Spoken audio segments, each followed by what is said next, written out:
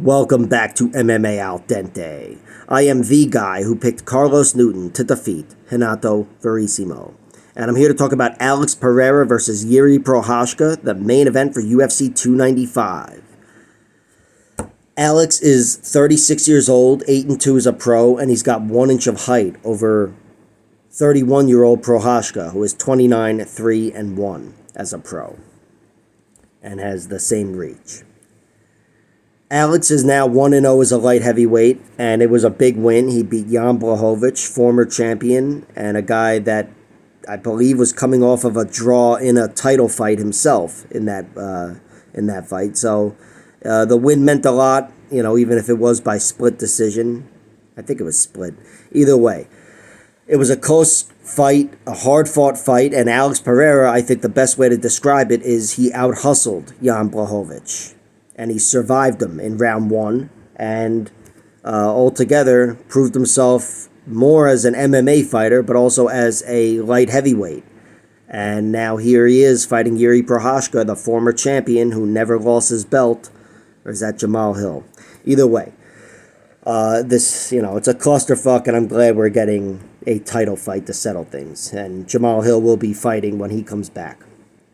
But Jiri, he's got 3 losses. I'll just get into those. He's got 2 by knockout or TKO and 1 by submission. And I think the last loss comes close to 10 years ago. It's maybe 8 years ago, if it was December 2015. But that was to King Mo Lawal.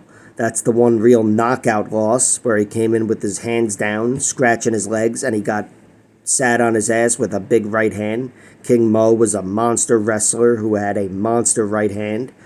And that's his last loss. And of course, Jiri avenged that loss 4 years later or whatever by round 3 knockout. His other loss by TKO was to Bojan Velikovic, former UFC fighter. Really tough guy and kind of tough to watch sometimes. But Bojan did TKO him. TKO'd him, and that was on the ground. Jiri Prochazka looked even less comfortable and even more sloppy and was just overwhelmed. And then he's got a submission loss via rear naked choke to Abdul Karim Edilov, this guy who's a good enough fighter, definitely a good fighter. So that's it for Jiri. He's only lost to good fighters, and the last loss came in 2015. Since then, he's been undefeated, and he's looked better and better and more exciting and more exciting. 3-0 in the UFC. He knocked out Volkan Oezdemir, which he's still the only guy to ever do that. Then he knocked out Dominic Reyes, and while he's not the only guy to ever do that, man, he is easily he easily produced the best knockout of Dominic Reyes, or maybe anybody ever, with that fucking double elbow attack of his. And then against Glover Teixeira, he gave us one of the best fights of all time. And he ended up winning by 5th round rear naked choke.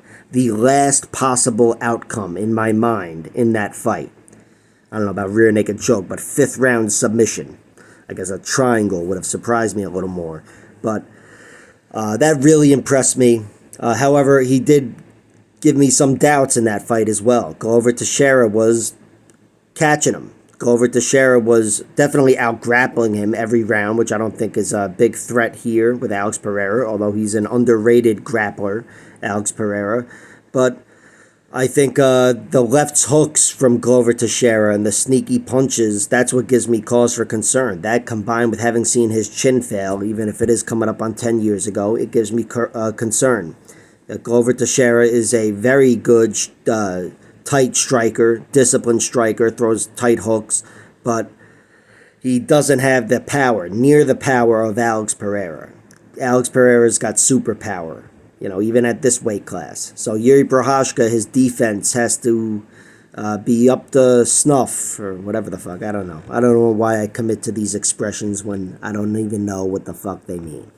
But he's going to be up against it, against the best striker in any division, and certainly in this division now. So he can't afford to be sloppy, Jiri, and that is one of his primary traits.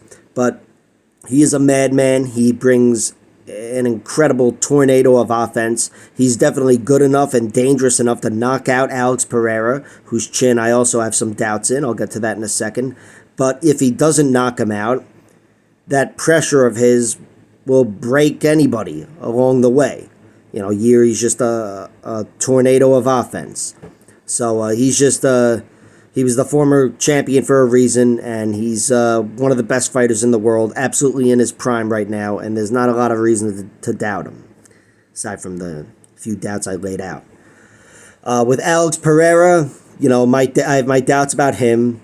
I have all the faith in the world in his offense and certainly in his power, but defensively, that knockout to Israel Adesanya, it was the Israel Adesanya, yeah, he's fucking amazing, but it still was in the bottom half of his 30s, so to speak, or the back end of his 30s.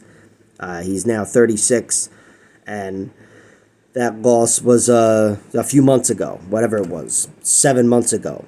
So there's definitely some doubt there for me with Alex Pereira, just because he's a guy that has been knocked out in the second half of his 30s, and now he's fighting these bigger, stronger guys, and Jiri Prochazka is a fucking Viking, a 205-pound, bona fide light heavyweight Viking. So Pereira's got to watch himself as well, which he usually does. Pereira's other loss comes maybe in his debut, but against a guy who's a decent fighter, Claymule Otani. This guy rear naked choked him in round 3. Yeah, you know what? That's still a possibility, I think. I think Alex Pereira's done a lot of work since then, and we've seen him with, again, even in his last fight, Jan Blachowicz all over him and trying to strangle him for a few minutes straight. But I do think Jiri Prochazka can still find success against Alex Pereira on the ground. Maybe not in a conventional sense, taking him down repeatedly and securing top position, but I mean in scrambles and, you know, whatever, little transitional moments. Jiri caught Glover Teixeira with a submission. I think he can catch Alex Pereira.